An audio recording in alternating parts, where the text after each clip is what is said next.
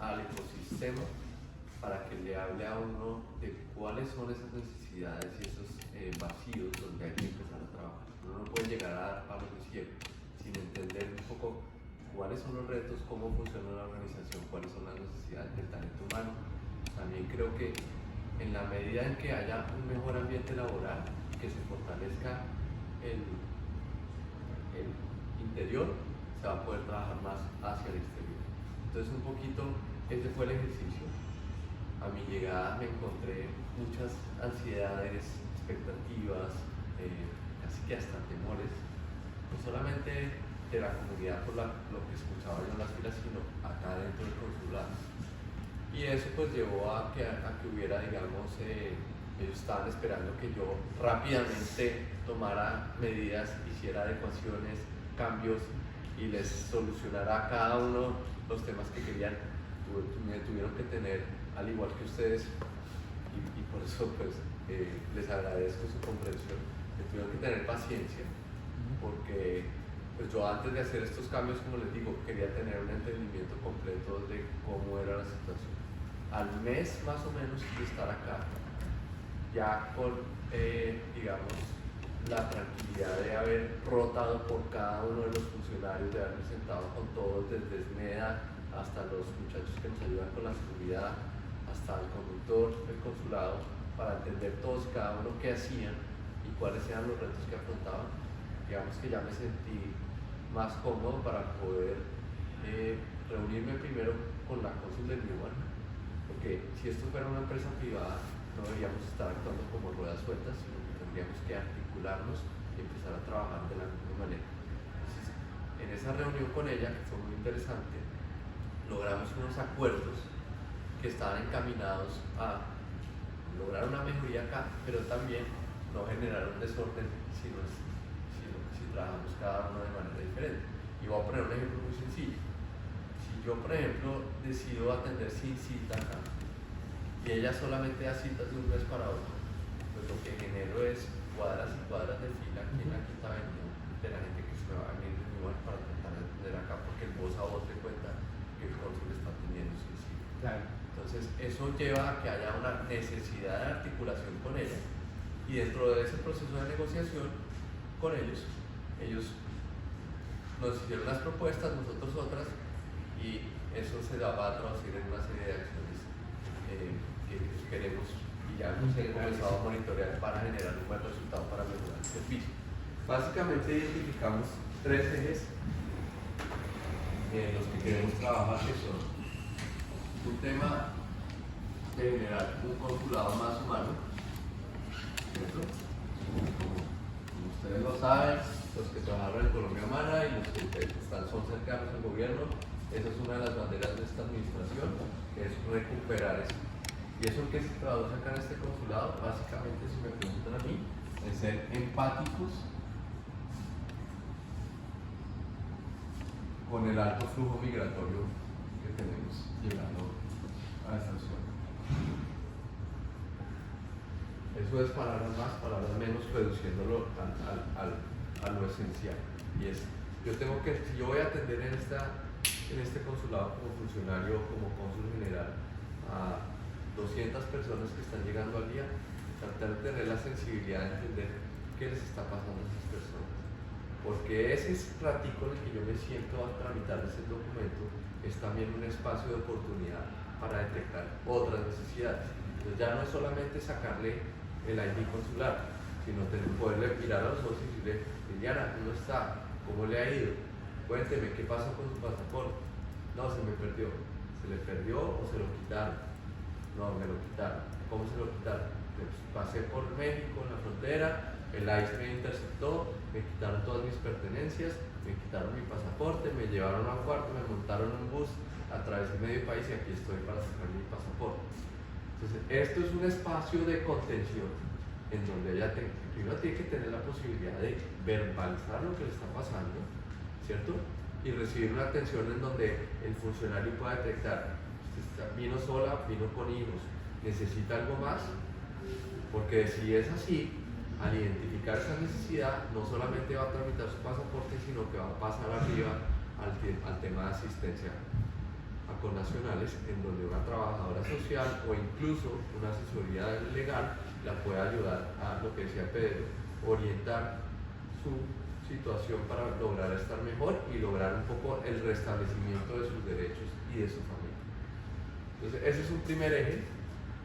Ese eje también implica, lo que les digo, mejorar el ambiente laboral. No voy a entrar a asignar responsabilidades hacia atrás porque ese no es mi interés. Yo estoy seguro que las otras personas que estuvieron acá también seguramente partían de una buena intención en la forma que trataron de organizar esto para prestar un mejor servicio. Entonces no me interesa quedarme en este señor hizo esto mal, o es la culpa de este señor, o este otro, o esta señora. Vamos a trabajar hacia adelante, vamos a mirar hacia adelante y vamos a ver cómo podemos solucionar. Pero sí, digamos que esa era una de las necesidades que había que comenzar a sanar, el tema del ambiente laboral interno, porque si la gente está motivada, pues puede prestar un mejor servicio y puede tener un poco la fortaleza para entender a quién está atendiendo, que es quien en mi concepto es la parte débil de esta relación y quien necesita un poquito de tolerancia y de entendimiento. Una de las cosas, por ejemplo, que se había hecho acá antes para tratar de ser más productivos era que al conductor o a los muchachos de seguridad los tenían en la puerta revisando documentos. Ellos no son funcionarios públicos, no han tenido la capacitación ni la inducción para poder saber cómo se hace un trámite ni cuáles son los requisitos. Entonces, ahí hay un ejemplo de, yo puedo tener una buena intención de tratar de ser más productivo, entonces se me ocurre, claro, voy a usar al conductor, en vez de que esté allá esperando al cónsul para ver qué va a hacer, lo voy a poner a que reciba la puerta, revise documentos y ya va a pasar a la gente y llame el flow. ¿Qué pasa? Que si el conductor, primero, les voy a decir una cosa, como funcionario público, yo puedo hacer solo lo que me permite la ley. Mientras que ustedes, ciudadanos, pueden hacer todo lo que no les esté prohibido, yo puedo hacer solo lo que me está permitido. Eso no me está permitido. ¿Por qué? Porque esa empresa de seguridad y esa empresa de conducción está contratada bajo el Estado de Nueva York. Entonces tiene que ser parte de una persona jurídica registrada en este país y que tenga permiso laboral y tiene un objeto contractual que limita las actividades que puede realizar. Dentro de esas actividades del objeto contractual del conductor y de la seguridad no está revisar ni atender trámites ni de registro, ni de cédula, ni de pasaporte, ni de nada más. Entonces yo no puedo poner a esta persona con una buena intención a hacer este trabajo con la excusa o con el objetivo de ser más productivo. Porque eso es lo que estaba generando, entre otras cosas, es que dejaban entrar a un ciudadano después de revisar brevemente. El ciudadano esperaba 3 o 4 horas y cuando llegaba dando el funcionario, que sí está capacitado, que sí sabe cuáles son los requisitos, revisaba, no cumplía o no tenía el registro civil original de nacimiento y entonces perdimos 4 horas y media. Entonces fuera de que atravesó la selva, el canal del Darién, lo maltrataron, estuvo con los coyotes en México, después llegó la ICE y le quitó los documentos, rematamos en que tiene que esperar acá 5 horas haciendo fila afuera y no puede hacer trámite. No, y falla el método del objetivo del consulado, falla el método. Entonces, todo mal. Entonces, tenemos un poquito que no solamente pensar en cuantitativamente, sino cualitativamente, y este eje busca lograr un poquito recuperar esa calidad de la atención. El segundo eje es un consulado más eficiente y ordenado. Y aquí voy a hablar un poco de las formas. Las formas importan. Esto es un tema que yo ya le he elevado al embajador Murillo y que espero que podamos empezar a tratar en las reuniones que hagamos con todos los consulados del país.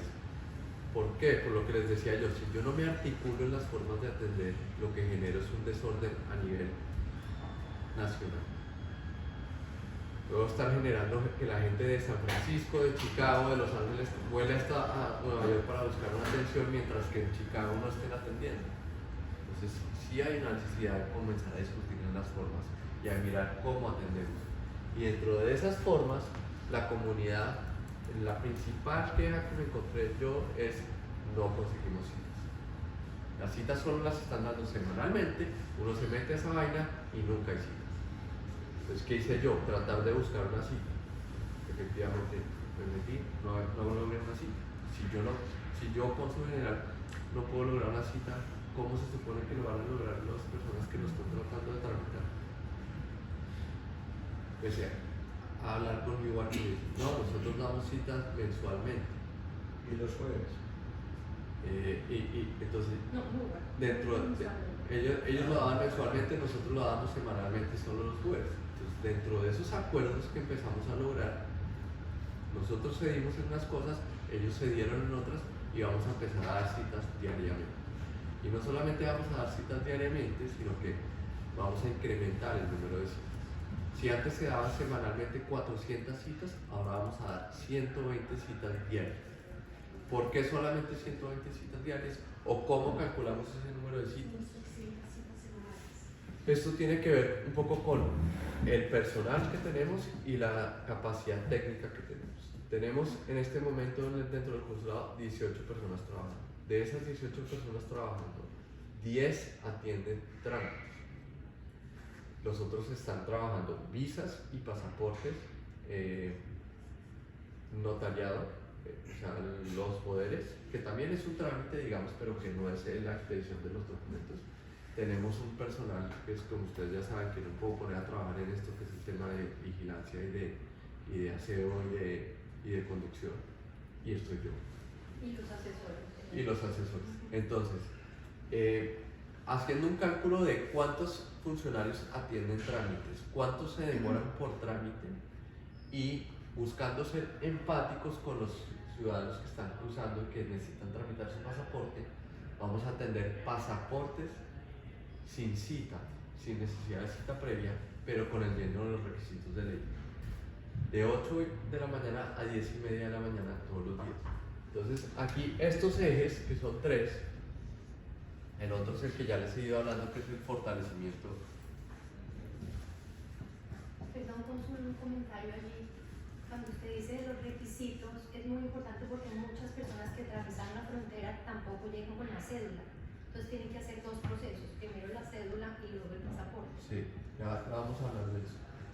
Entonces, Esta serie de elementos que están ahorita exponiendo están incluidos dentro de la página no sé. Sí. Con Suiza hace poco y hay unas yo tengo casi. Entonces, miren, estos son 3 ejes, pero estas ejes se traducen o se materializan en unas acciones muy concretas, que son las que inicialmente hemos identificado, pero que vamos a ir revisando periódicamente con la ayuda de ustedes.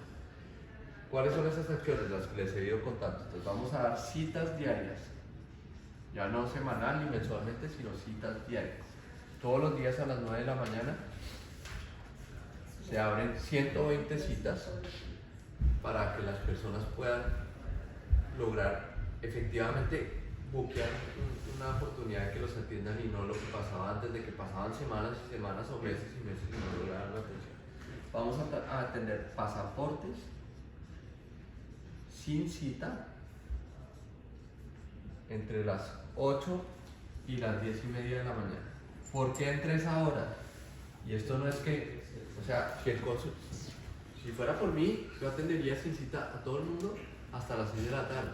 Pero yo tengo que medir la capacidad humana y técnica para que a las 3 y media máximo, 4 de la tarde, ayer se nos fue hasta las 4 y media, pero la idea es que a las 3 y media estos funcionarios puedan también ocuparse de las labores operativas y administrativas del consulado.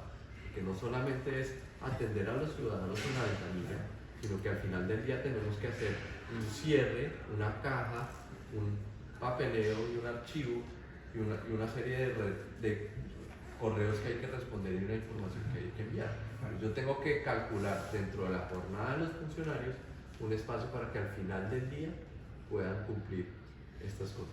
Entonces, eso hace que hasta las 10 y media de la mañana podamos dejar entrar.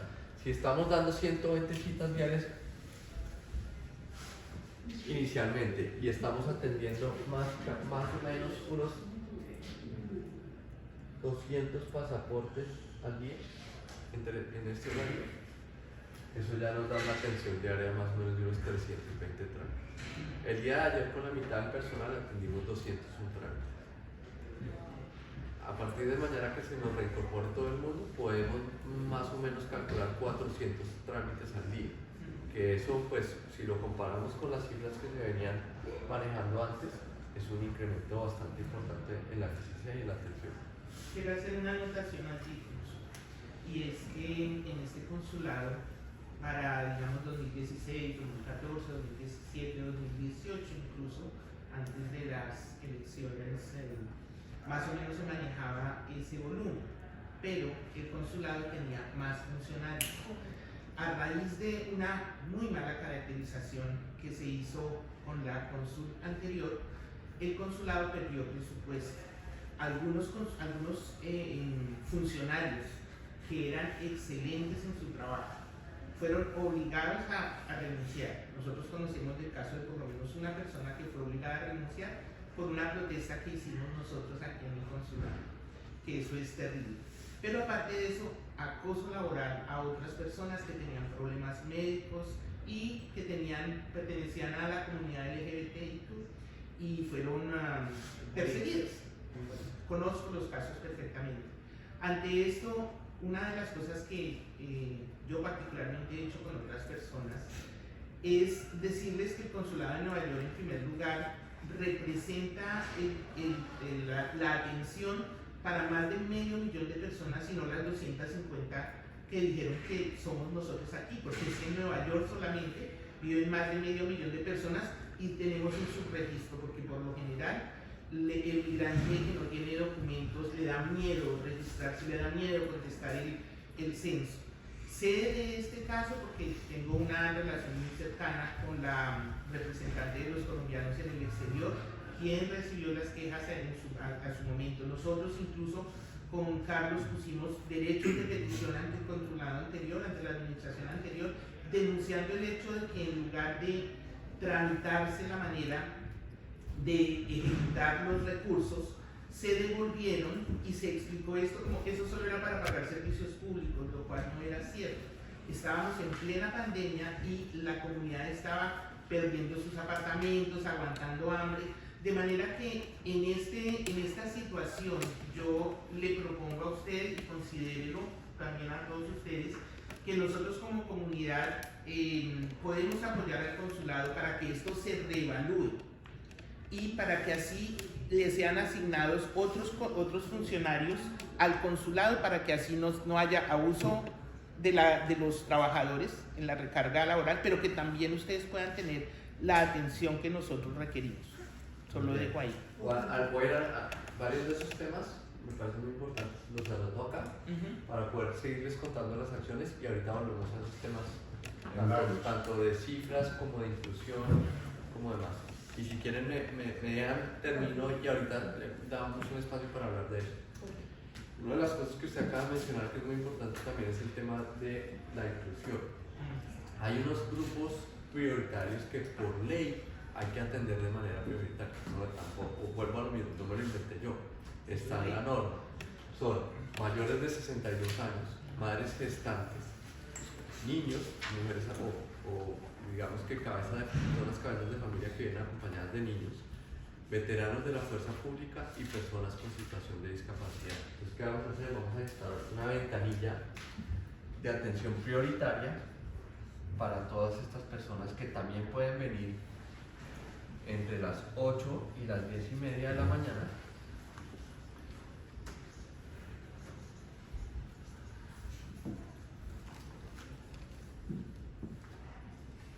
sin necesidad de cita. Lo único que tienen que cumplir pues, es los requisitos de ley para poder hacer su trámite. ¿Cuál sería la última mayor? Entonces, 62 de 62. más de 62, personas en situación de discapacidad, Niños, madres embarazadas, padres gestantes, niños, niños y veteranos de la fuerza pública. Esto es también de 8 a 10:30 todos los días. Ventanilla personal. Sí. De 8 a 10:30. Otra cosa que nos dimos cuenta y que es importante es que el sistema con el que se estaban agendando las citas, que eran, perdón la palabra, pero dejaban, pues, no es ni la voz, pero dejaba mucho que desear. Entonces, si la gente se metía al mismo tiempo a tratar de tramitar su cita, se bloqueaban esas citas. Entonces, después de empezar a analizar, y de aquí la importancia de este señor, que espero que me pueda ayudar a colaborar, cuando ya empezamos a revisar qué estaba pasando, las citas, 400 citas que se estaban dando semanalmente, se estaban perdiendo por lo menos 20 citas diarias. Si se daban 100 al día, resultaba que aparecían 81. ¿Y por qué? Porque cuando se metían al mismo tiempo, el sistema bloqueaba esa cita. Entonces cambiamos la plataforma de las citas con ayuda de la Cancillería cuando nos dimos cuenta, y ya tenemos un nuevo sistema que se llama Booking, que hace que se maximice el uso de las 100 citas diarias. Eso puede parecer un detalle menor, pero ahí ya estábamos perdiendo el 20% de las citas que estábamos dando. Entonces esto es un cambio de plataforma para usar Booking.